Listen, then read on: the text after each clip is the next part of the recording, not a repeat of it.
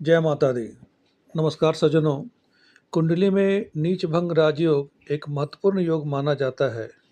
इसमें कोई ग्रह अपनी नीच राशि में होकर भी ग्रहों के कुछ योगों के कारण अपनी नीचता को खत्म कर देता है और सुफल देने वाला बनता है, तो उसे नीचभंग राजयोग कहा जाता है।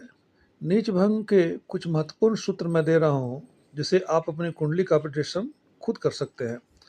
जब कोई नीच ग्रह उच्च ग्रह के साथ बैठ जाए तो वह ग्रह अपनी नीचता खत्म कर देता है और उससे शुभ फल की प्राप्ति होती है।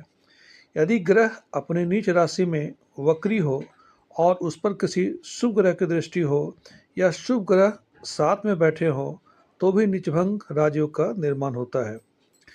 यदि नीच ग्रह कुंडली के शुभ भाव में जैसे चारों केंद्रों में या त्रिकोण भाव में हो या 11वें भाव में हो तो भी नीच भंग का योग बनता है।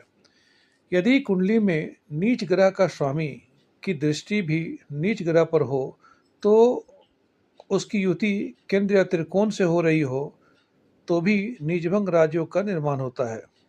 नीचभंग योग से धन संपदा वैभव यश की प्राप्ति जातक को होती है।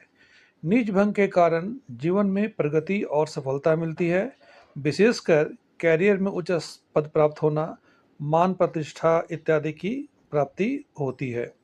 नीच भंग योग के कारण यह भी देखा गया है कि राजनीतिक में आकस्मिक सफलता आश्चर्यजनक रूप से मिलती है। साधारण से व्यक्ति अचानक से उच्च राजनीति में विख्यात होता है या उसे उच्च सत्ता की प्राप्ति होती है। शत्रु में विजय प्राप्त होती है, स्वास्थ्य में सुधार होता है और इत्यादि इसके अनेक फायदे होते हैं। यदि आप अपने कुंडली का विश्लेषण खुद कर रहे हैं या करवा रहे हैं तो एक बार नीचभंग राजयोग का ख्याल रखें। जय माता दी। नमस्कार।